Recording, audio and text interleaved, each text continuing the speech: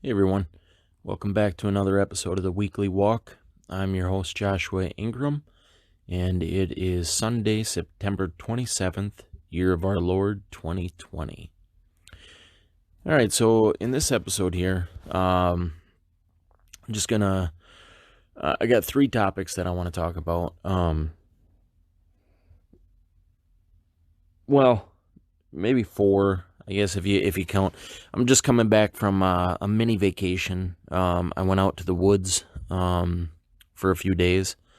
I figured it was going to be the last nice weekend of the year, so I took off early from work on Friday and just went out by myself out in the middle of the woods. I got a spot out there in central Wisconsin, isolated away from everybody. It's by a small river. Just a beautiful, I love getting out in the woods. It's very relaxing, very refreshing. I get to tune out all the distractions of the world. There's no phone service out there, so no internet, no TV, no traffic sounds. It's just a really, really blessed time that I enjoy being out there. And I put up the hammock and relax and do some reading and just try to stay spiritually focused the whole time I'm out there. What I'll usually do is I'll measure out the time that I'm going to be there. Like what I do is I'll say I want to read something in the scriptures. I want to read a book from the scriptures. And I'm figuring I can easily read a chapter in the morning, a chapter in the afternoon, and a chapter at night. So 3 chapters a day. So then depending on how long I'm going to be out there, I'll measure it out and figure out roughly how many chapters I can get in, and then try to find a book to read. And I do that every time I go on vacation. Every time I go out to the woods, I'll read through a book of the Bible. And so this time I got out there Friday evening, and so all total I think I had 7 opportunities to read, and 6 or 7, and so I chose the book of Galatians, which has 6 chapters, and read through that. And in the past I've taken other brothers out into the woods with me. One time we had a long vacation. We read through the entire book of Psalms, and then last time I was out there with some of the brethren, I think we read through 1 Corinthians, and I just try to make that my habit. It's become my habit to read through a book of the Bible while I'm out there, and then I also like to just read for leisure, and get a book and read for leisure while I'm out there, and just breathing in the fresh air and sitting around the campfire and relaxing in the hammock. It's just a really, really enjoyable time. It's probably my favorite part of my life right now, is just getting out to the woods, and I always dread coming back to the reality of life. It's always just very, very depressing and disappointing to come back into normal society. So I had a very, very good time out there. Just spent some time with the Lord, and a lot of time in prayer, wrestling through my personal struggles, my personal sins, just trying to find a way to get victory over my sins, and also praying for some of the brothers. I got several brothers who are going through some hard times, so I was able to pray for them, and just ended up being a blessed time. And I got some insight on something, and that's actually going to be the second topic that I talk about here today. But the first thing that was on my heart this week, and it's something that kind of has been building for the last several weeks, actually the last several months, I haven't really focused on it. It's just something that's occurred to me, and I've just kind of, noticed it, and then just, filed it away in the back of my mind, just moved on. Haven't really, spent much time dwelling on it or meditating upon it or trying to figure it out in depth. Just something I noticed and then moved on. And but the other day I kind of started to see a little bit clearer, get a little bit more clarity on it.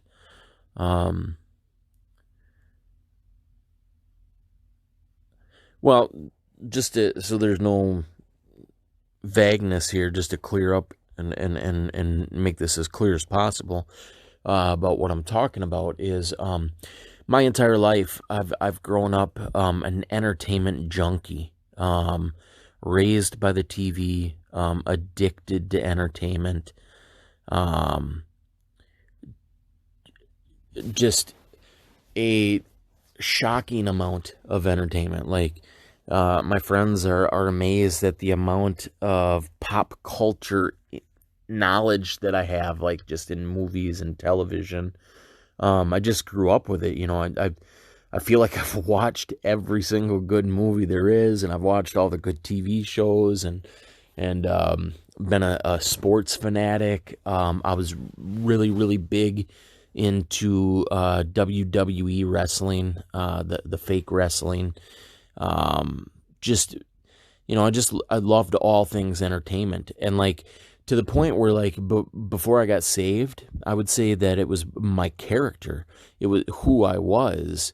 There were several aspects of my character that I identified with. I would say, with wrestling, with the Chicago Bears, like that fandom was a part of who I was, being a movie buff. And so in my saved life, that's carried over into my saved life, and it's been very, very hard to rid myself of that because it's so ingrained in who I am. I don't know if that makes sense to anybody out there, but it really is part of my character. Like, I always self-identified, like before coming to Christ, if somebody were to ask who I was, to explain myself, my fandom of WWE wrestling, my Chicago Bear fandom, my movie viewing habits would be part of how I would have described myself.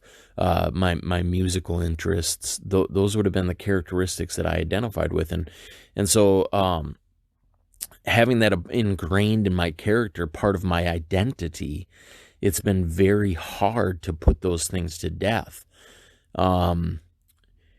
Starting with like secular music. I remember way back after I first got saved, probably like 2005. If you guys remember LimeWire, when I first discovered LimeWire, I went through and I spent countless hours downloading and recording all the music I had ever wanted. I had like 300 CDs that I burned of every song that I'd ever liked, and just stacked them up. And immediately after I got finished spending all these hours, I don't know how long, probably, let's say 80 hours of just downloading music, recording music. After doing all that, the Lord really convicted me that LimeWire was theft. And so I had to get rid of all those. And then it was soon after that I was convicted to get rid of all my secular music. That's not who I was anymore. And so that was the first part of the entertainment part of me that was put to death. But I remember how hard it was. Two of my favorite bands were Pink Floyd and Korn. And I remember I was at a car wash. I pulled into a car wash, and the Spirit had convicted me to get rid of all my secular music. And so I threw it in the trash can. But I bargained with the Lord, so to speak, to keep the Pink Floyd and the Korn. And I kept those albums for years, even though I never listened to them, because I thought, man, I can't listen to that stuff, but I just couldn't bring myself to get rid of it. And then finally, after several years, I was like,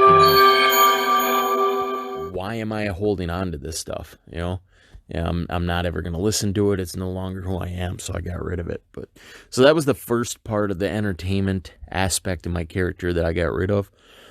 And then the other parts have died slowly, and are not dead. There's some parts that still cling, like the movies. I've gone through periods in my life where I would try to fight it, and I would say, okay, I'm no longer going to watch rated R movies. I'm only going to watch wholesome things, and that'll last for a time, and then I find myself like justifying saying, oh man, I really like an action movie. It's only rated R because of the blood and the violence, and that's all simulated. It's not real. So, as long as there's not, like sex going on in the movie or supernatural horror, I suppose it wouldn't be bad to watch it. And then, that snowballs and you end up just right back into the addiction of watching movies all the time. And then, time will go by and I'll get convicted again and I'll be like, all right, I can't do this anymore. Um, just different convictions, different fights, as I'm trying to get rid of these things. But like I say, because it's ingrained into my character, because it's always been a part of my identity, it's so hard to do away with. Same with the NFL, same with wrestling. And then, the Lord has worked in different ways. Just here recently, I'd say like within the last year, I stopped watching wrestling. And it was just, I became bored with it. It was just, if anybody out there watches wrestling, it's an action soap opera. It's really cheesy acting, but there's like a storyline involved. And then I always watched it for the action, because I always thought, even though it's simulated, it's choreographed, but it's like a stuntman, but like on another level. I always thought these are the greatest athletes in the world, because they'll go out and put on an hour match where they're jumping, they're doing flips, they're lifting each other up, they're falling down like a stuntman, knowing how to fall without getting hurt, knowing how to make punches look real, how to do all these different things where they're lifting each other up and slamming each other without killing each other. And it just the cardio that would be involved for doing that for an hour straight, all the while acting too, like making it look real, like doing their own stunts, like a television show. And I thought, man, that's far superior than any other athletes out there. Like a football player, you figure if like you're a lineman, the ball is snapped, you got 10 seconds of action where you go hard for 10 seconds. And then there's like a 3-minute rest period. And then you get another play for 10 seconds and another 3-minute rest period.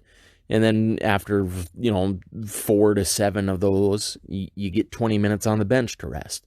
So like the athletic comparison was just, it's night and day. Like football is nothing compared to wrestling. And same with baseball. You stand around most of the time. Basketball is somewhat comparable, because basketball, you do have to do you're running up and down that court quite a bit. But wrestlers are not only doing that, they're lifting up 300-pound guys. They're leaping off the top rope. They're doing gymnastics.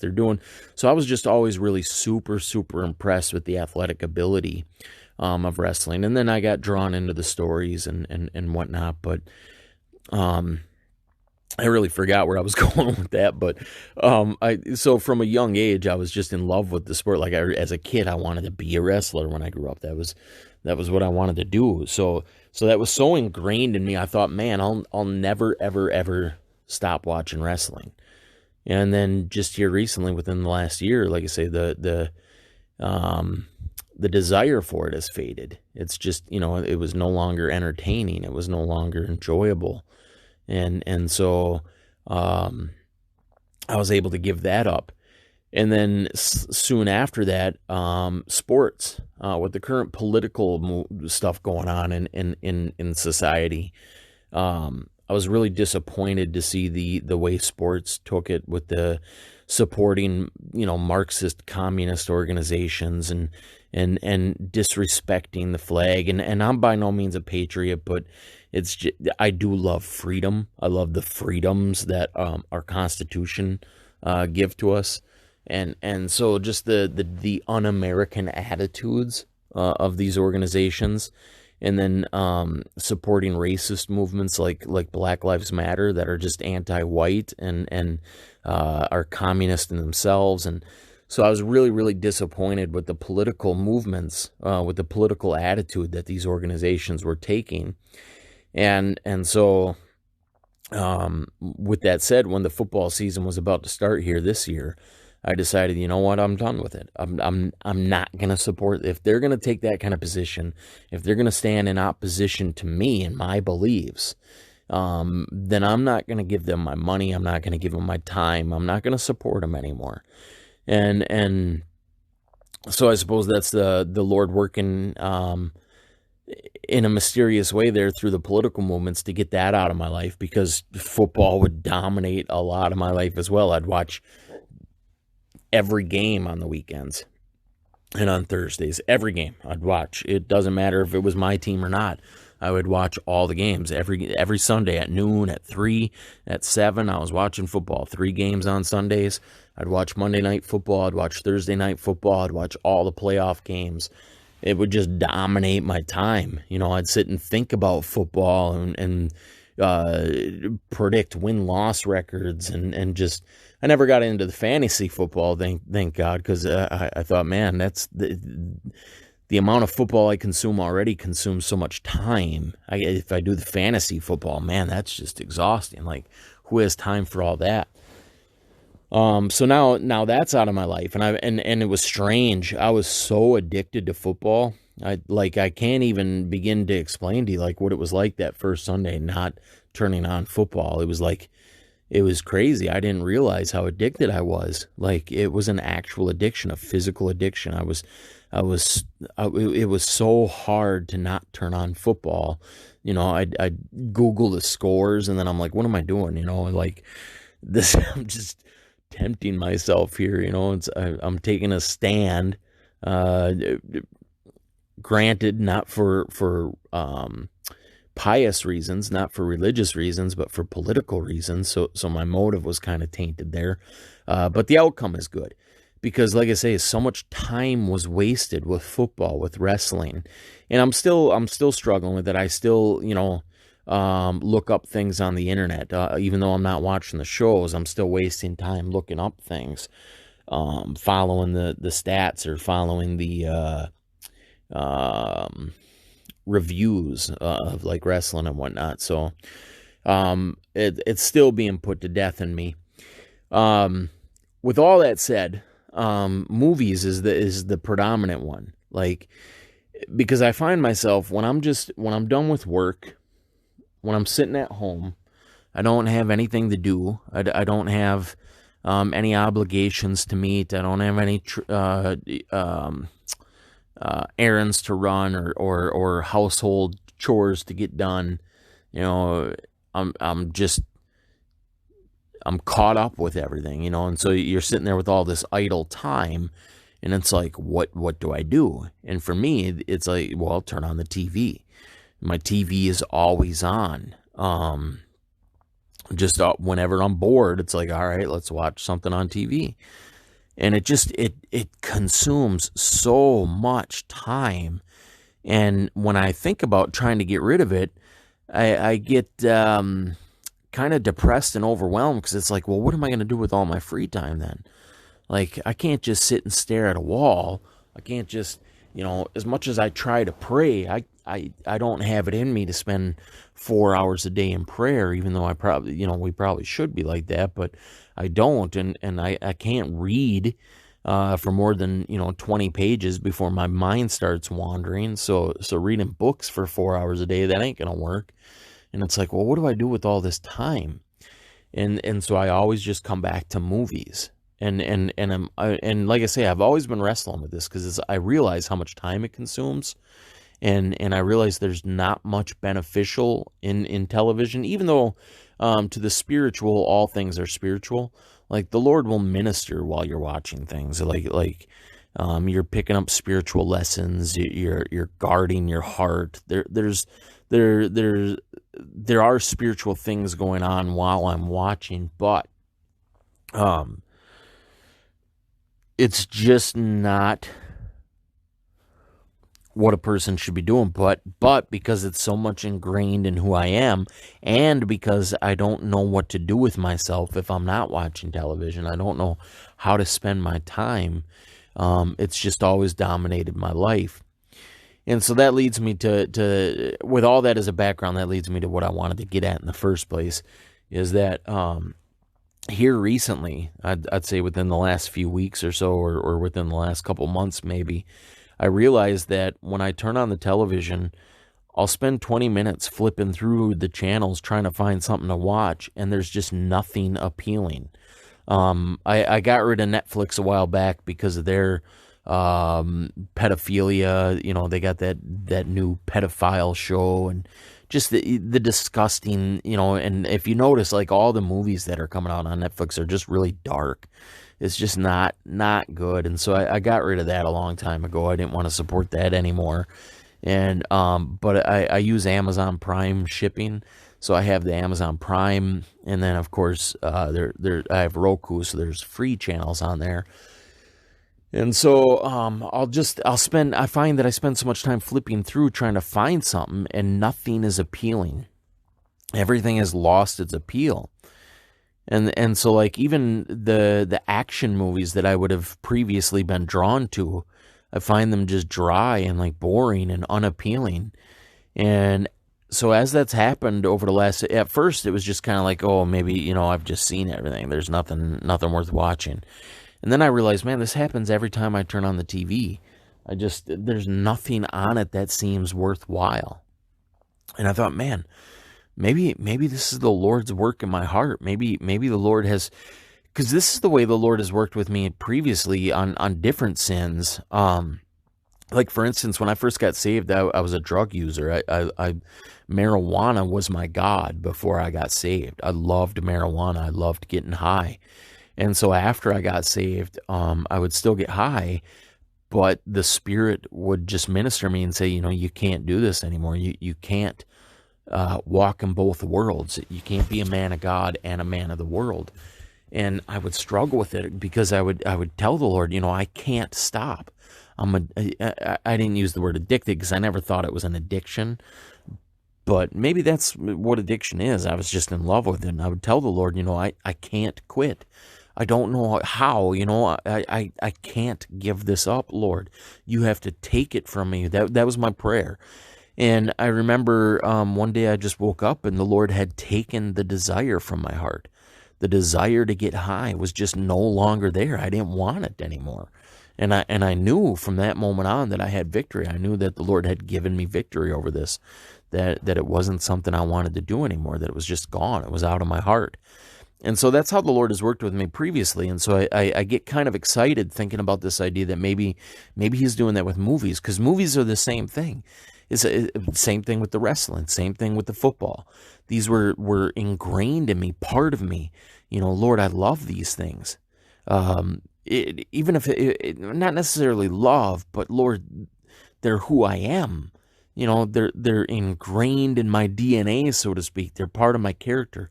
How do I stop? How can I give this up, Lord? How can I quit? How can I just no longer be a Bears fan? How can I no longer be a wrestling fan? How can I no longer be a movie fan? I can't do it. And so the idea, like, Lord, you're going to have to take these things from me. And I don't think I ever necessarily prayed that, because I haven't seen these as big a hindrance as marijuana was. I've always thought, these aren't really standing in the way of me walking in the Spirit so much, especially like wrestling and football. Movies, yeah, because there can be some dark things in movies. I stopped watching like supernatural horror movies a long time ago because they're demonic, and there's just a demonic spirit on them. But the other things, like especially with action movies, because I'd be like, well, it's all simulated. They're not really dying. I'm not watching real blood and guts. It's all fake. And so it was like, is that really an issue? So I've always just justified, and not necessarily justified, because I don't want to come across legalistically like saying, oh, you can't watch movies. I don't think it's probably beneficial to watch movies, and it's not a good use of your time. But I don't want to come across in that legalistic way. Like that's something, wrestle out in your own conscience, wrestle out with the Lord. But I've realized how much time it consumes, and so I haven't necessarily prayed, Lord, take this from me. But I feel like maybe I'm hopeful, I'm excited, because if the Lord is taking this from me, that is a good thing. I can see now that is something I desire. I want this out of my life. I just don't know I'm scared because I don't know what to do with my time then. It's like, all right, what do I do then? If I don't have movies, what do I do? The idea of just sitting and staring at a wall is the boredom is terrifying. It's overwhelming. It's like, I can't do that. And I've got 4 bookshelves full of books, but like I say, I can't sit for 4 hours every day and read. just don't have that in me. And um, my friends and people that I hang out with, they have lives on the weeks during the week. They got work to do. They live far away. I can't be driving to hang out with friends every day of the week. So it's like, what am I going to do with my time? But if the Lord is removing this desire for movies in my heart, that's an exciting thing. And I think that he probably is. I'm hopeful anyways that that's what I'm experiencing. This desire is being removed because it's just not appealing anymore. It's, like I say, I'll sit and I'll look through all the different avenues of viewing experience that are available to me through the Roku, through YouTube, through Amazon Prime, through the satellite service that I have, through the on-demand service, and it's like I'll scroll through it all, and there's just nothing appealing, nothing looks good, and so that desire is being killed. It's like I don't want to watch movies anymore, and not to mention, like, I've already decided I'm not going to give them my money anymore because of the pedophile stuff that's going on in Hollywood. Like, why would I support that? Why would I give them my money? I don't want to go to the theater anymore or use the Netflix service. I don't want them to have my money anymore. But free services, it's like, well, it's available and I'm bored. But anyways, I've rambled on about nothing here. It's just kind of it's what's been on my heart though, because I've just noticed that desire fading, or at least the interest fading, and it's just not appealing anymore. And that's very, very exciting to me because hopefully it's the Lord putting this to death. Like I said, the football's gone, the wrestling is gone, 90% gone. Like I say, I still look up things on the internet, but if the movies can be gone too, if the television can be gone, that's pretty exciting. I don't know what to do with my time then. Like, what do I do? So hopefully the Lord will show me that as well. So I'm not just like sitting in a jail cell in my own home just staring at a wall. It's the Lord's got to fill the time here, but anyways, so that was on my heart earlier this week.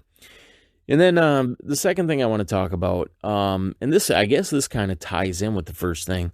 I was sitting out at the campsite, and last week, if you listen to my podcast, I talked about some depressing things that were on my heart, some things that had me down. And mainly the main issue is the loss of intimacy that I've had with the Lord, or not intimacy, but the inability to discern His voice, inability to discern the unction that we have of the Spirit, my inability, my lack of confidence in knowing what the Lord wants me to do anymore. And so I was out at the campsite, and I was sitting there, and the campsite's right by a creek, and there's a like little the foundation of the creek right by the campsite is really rocky. So you get little tiny rapids. It's not rapids. It's just the water's only thigh deep, so it's not very deep, but there's rocks all along there, and so you get that trickling sound of the water rushing over the rocks, and it's very enjoyable. It's very peaceful. I love the sound. I just get to sit under the pine trees, big, tall, 100-foot tall trees, and then with the cool wind and just listening to the sound of the river. It's just so enjoyable. And so I've always got that sound in the background of the river. And then I think it was the first night I was there, I had the campfire going and the crackling of the logs and the sound of the fire going. And well, let's pause there. I'm coming up on this 30-minute mark here, so I'm going to have to take a break.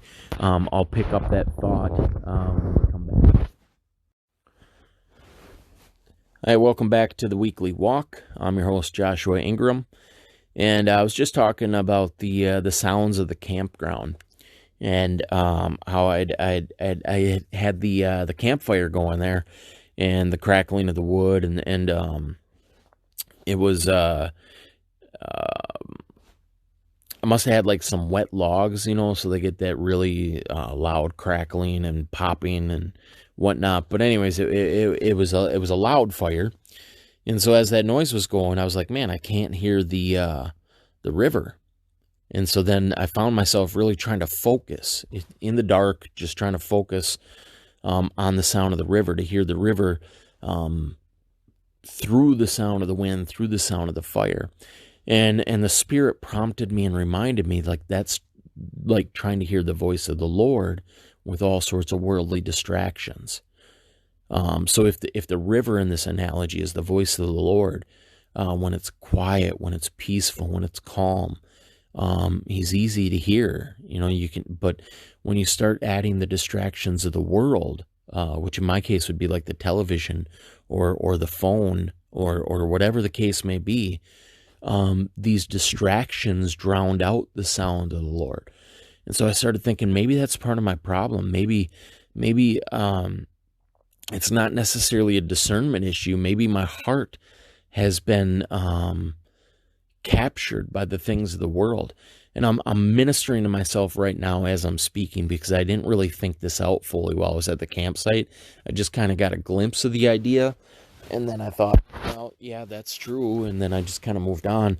So as I'm thinking about it, it's like maybe in the last few years here, in order to deal with the spiritual hurt that I encountered 2 years ago, with the pain that I encountered 2 years ago, I've just kind of filled it with worldly things.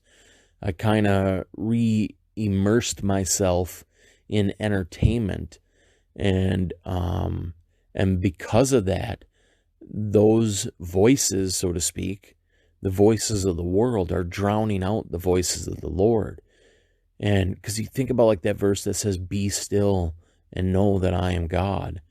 That be still, be quiet. You think about the old men of God that would wrestle in prayer for 4 hours a day, that would go out into the wilderness and sit on the mountaintop or sit amongst the trees in silence, just listening to listening for the Lord. And perhaps that's something I'm missing. And perhaps that's why the Lord is starting to take away these desires from me, which again is exciting and beautiful. And I hope that's the case, because man, if I can get back that intimacy of the Lord, if I can get back to just hearing clearly from him, and I know all the Reformed people out there are going to wince and grit their teeth when I say hear from the Lord, and of course I'm not talking audibly, and I'm not talking extra biblically. I'm talking about that verse that says we have an unction from the Spirit, and we have no need of a teacher because the teacher is in us. We have the guidance of the Holy Spirit in our everyday life. We have the unction, we have the guidance, we have the movement of the Spirit in our hearts, to lead us and direct us in all things. And perhaps it's these distractions, these loud external voices that are getting in my way, that are causing me to not hear clearly, that are causing me to not perceive that unction as I used to. Not that I was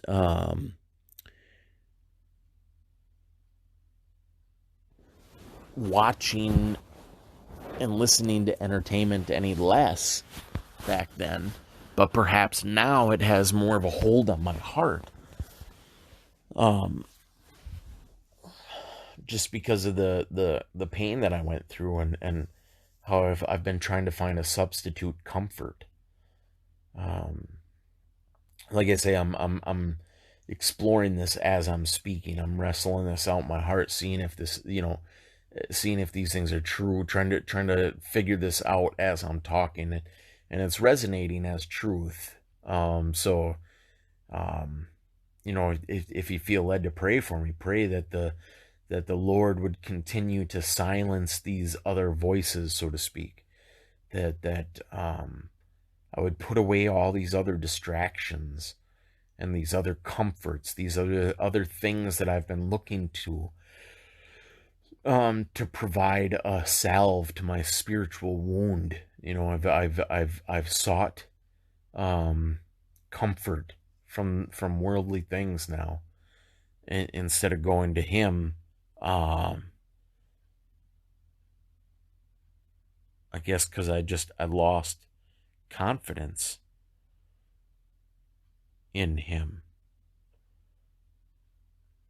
I don't know. It's a hard thing to say, but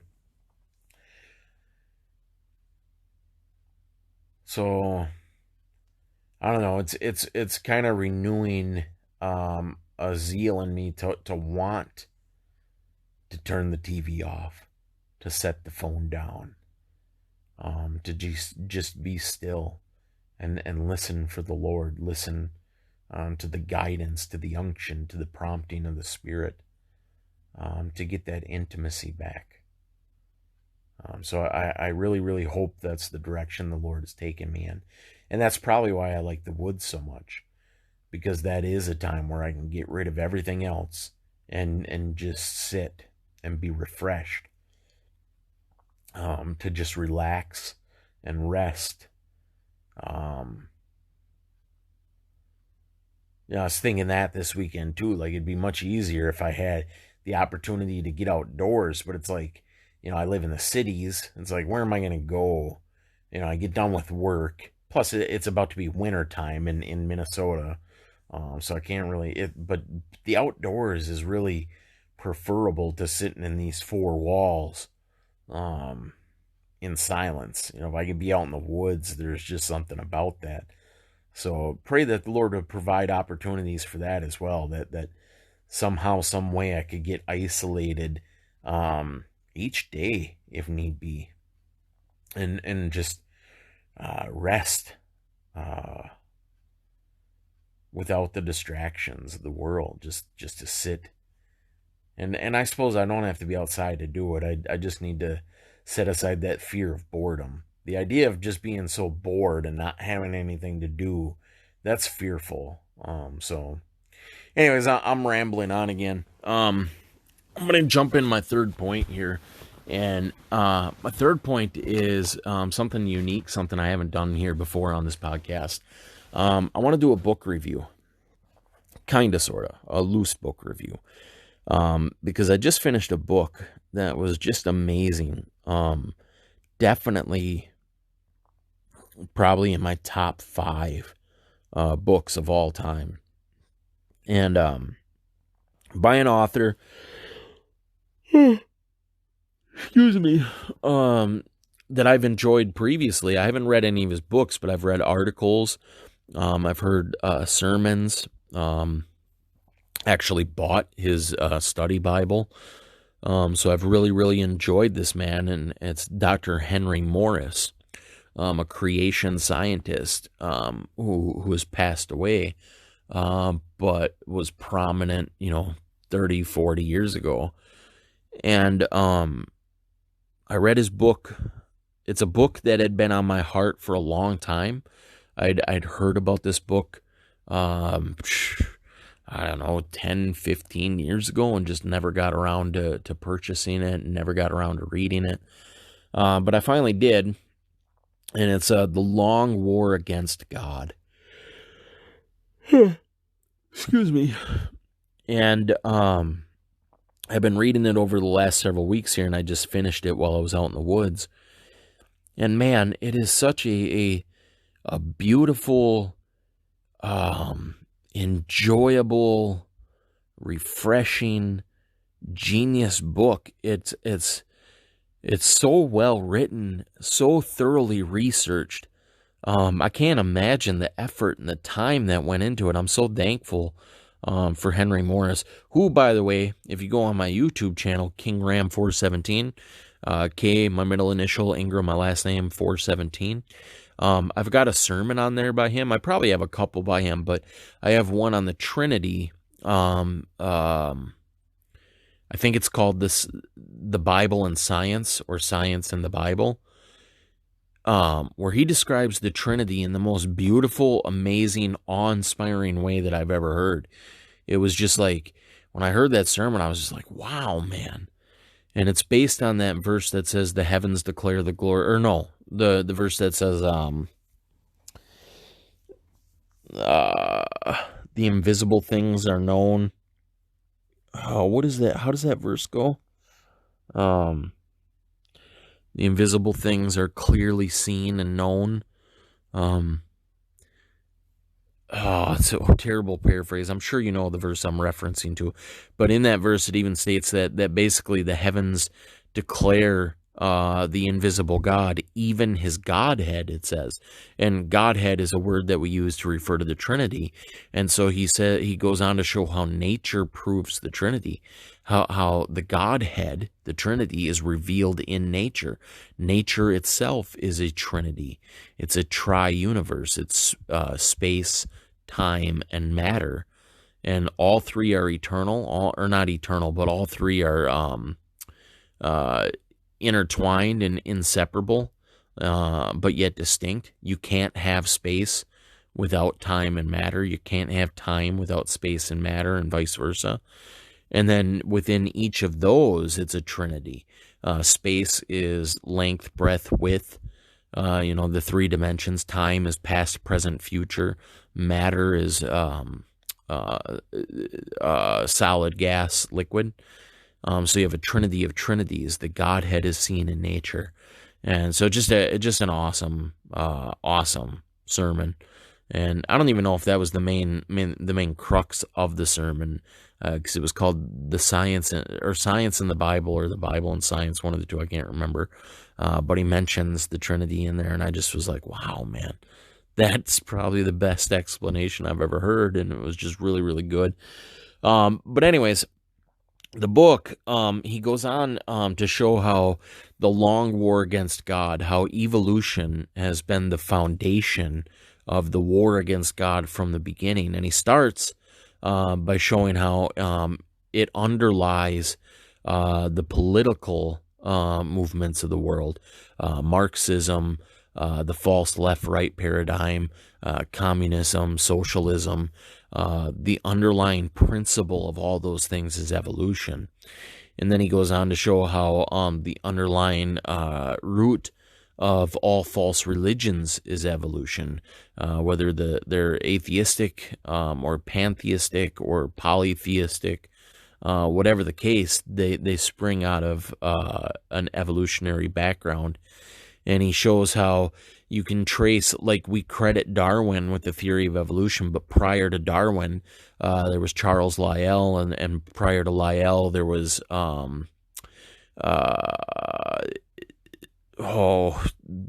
what is it called? I'm forgetting already. During the Middle Ages or the Dark Ages, scientists had come up with a theory, a progression of life, the scale of nature, I think is what it was called, or something like that, which basically showed how you had a progression of life from the elements to the plants, to the animals, to the humans, to the spiritual. And so it was an evolutionary framework laid out hundreds of years before Darwin.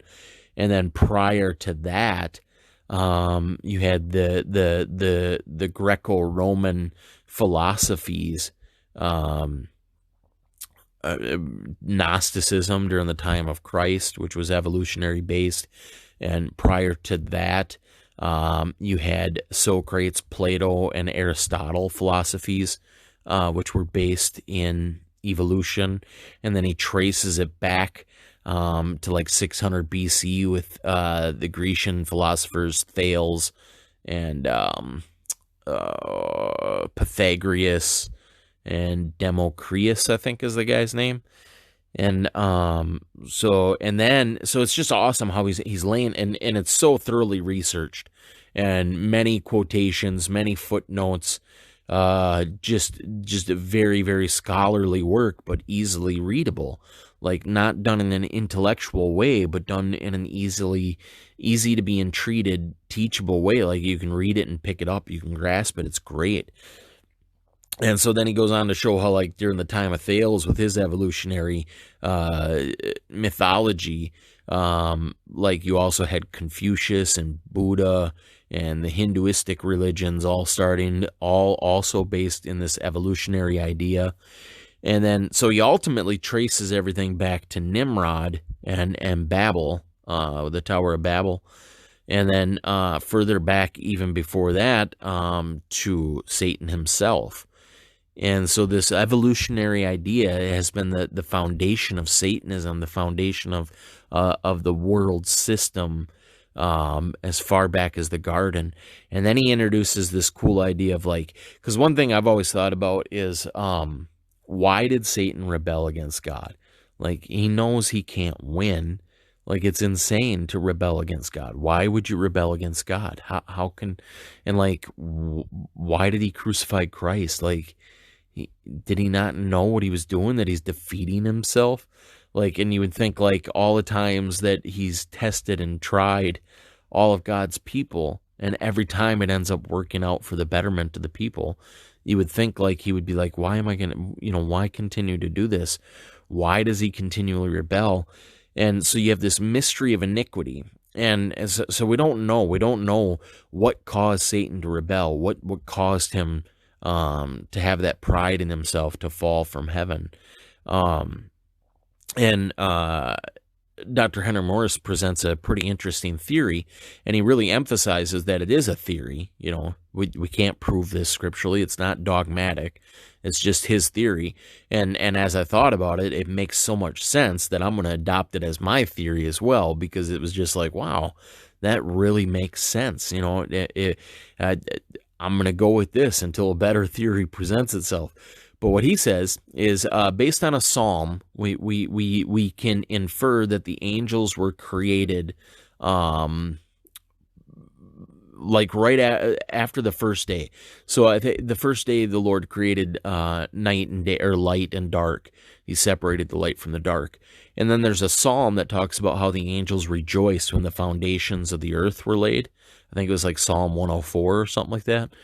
So we know that the angels were created prior to the foundation of the earth. So I think that's prior to day 3. So the angels were probably created then on day 2, somewhere between day 1 and day 3, then would be day 2. And at that point, there was no earth. And we read in the scriptures that there was just water. There was a void, and there was water and the Spirit hovering above the water. And so his theory is that when Satan's first thought when waking up, his first awareness would have been coming out of that water. And then God is there to inform him that he is God, and that Satan, Lucifer, has been chosen to be the covering angel or whatever. And so he says his theory is Satan was wise. He was the wisest of the angels. And so he probably sat and thought, how do I know that this person is God? Perhaps he's just like me. He was just created first. And so then what does he have to say? Like, where did his creation come from? The only thing he could assume is that he sprang out of the water, that he evolved from the water. In the same way that God, so he and God are equals. So the reason he rebels is because he does not believe that God is God. He believes in the theory of evolution. He believes he evolved the same as God. And so that's why he thinks he can win. That's why he rebels, because he doesn't believe. In the same way that he wouldn't have believed that Christ was the incarnate God. And so it's an interesting theory. And like, just the way it's traced back, because he presents this at the end of the book, after tracing everything back through the Grecian philosophers, through the early post Noah flood societies, like all these societies, all these different religions, from the Native Americans to the jungles of Africa to the Chinese, to the Norwegian tribes, they all have these creation myths. That all are extremely similar, that have a watery substance, a watery beginning, with the elemental powers or the spirits moving upon the waters, and then life springing out of the waters. So they have this basic rudimentary idea of evolution, of spontaneous generation coming from the waters, which is very similar to the Genesis account. They just leave God out. And so how did all these societies come up with the same theory? How did they all happen to come up with the same myth, unless they all have a same originating point, which would come from Lucifer? And then it's Lucifer passing on his ideas to these other societies. So that was kind of like the culmination of the book.